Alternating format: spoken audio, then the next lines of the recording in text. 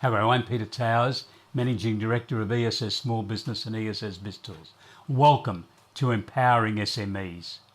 A sale is not completed until you have been paid. This highlights the necessity for strong debtors management. If you're a company director, officer, or committee member or officer of a not-for-profit charity, social or sporting organisation, you will know that debtors management is very important. In many companies and organisations, amounts owed by debtors can be quite large. Directors have a direct responsibility for ensuring that that asset is protected. And to protect that asset, you will require confirmation that an appropriate system has been implemented and that that system is functioning in a satisfactory manner. So what's in a satisfactory system? I think it's a written system. There's a credit application form that has to be completed by the potential new credit customer. There are internal processes to check the credit application form. There are processes to ensure that if your new credit customer is a company, that you have received the director's guarantees and that these are filed so that they can be produced in the unfortunate event that they are required at some future date. There needs to be an internal process that approves the credit limit and the terms of payment that you are going to impose on this new customer. There needs to be a new customer letter, and this can be a rallying call to the new customer to confirm that they have made a correct decision to come to your company or organisation to transact business. But these letters also play a very serious part, because attached to them should be two very important documents: the Terms of Trade Agreement and the Retention of Title Agreement. I think you should be inquiring to make sure that your company has implemented appropriate systems to ensure that those two agreements, the Terms of Trade Agreement and the Retention of Title Agreement, are signed by your new customer and promptly returned.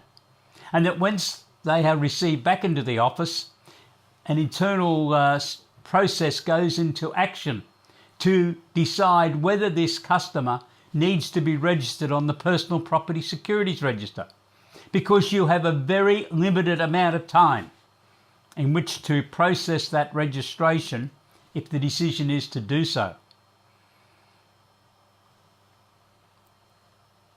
Next area to look at is the tax invoices. Are they being promptly prepared? Are they accurate? And does each tax invoice include the due date for payment clearly shown on the tax invoice?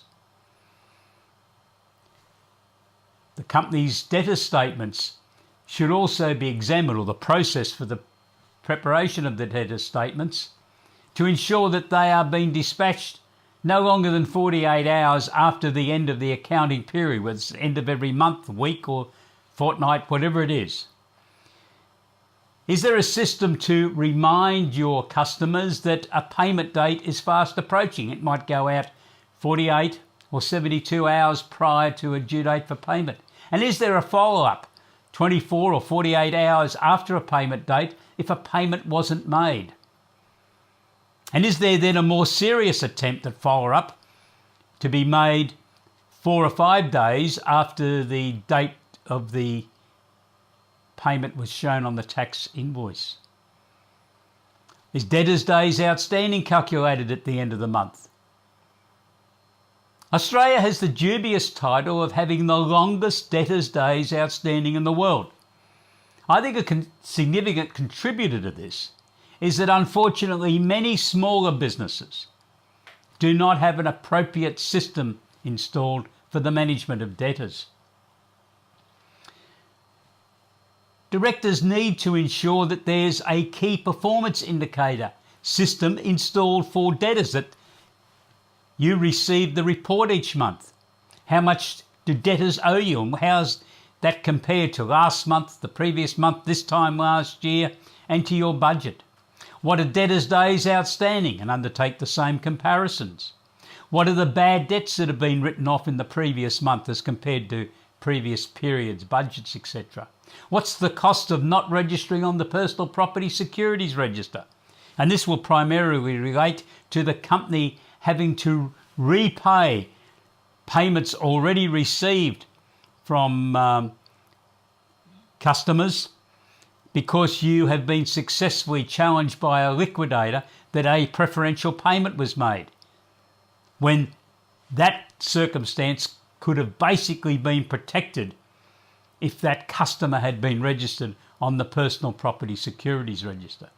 So this is a very important subject for directors to make sure appropriate systems are working.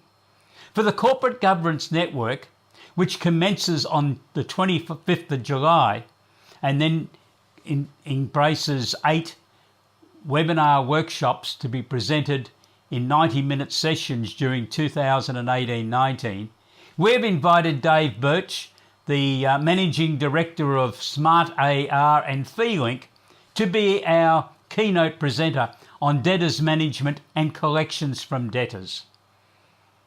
And I'm sure those who participate in this workshop series with us will very much appreciate Dave's expert comments and knowledge on all things to do with debtors, and more particularly making sure you do get paid. The Corporate Governance Network has assembled a team of experts to assist small medium enterprise companies and organisations to gain some very good information on directors and committee members' duties. These include people who have had various experience, including an experienced public company director who is also the chair of a company which is now a top 200 company on the Australian Stock Exchange, government grants, budgets and cash flow forecasts, people management, taxation, company secretary work, workplace health and safety, marketing and sales. I would like to invite you to visit our website www.ESMEs011.com.au and click on Corporate Governance, where you can read a whole range of material on the presenters, on the program, on the items which we are going to discuss in the Corporate Governance Network.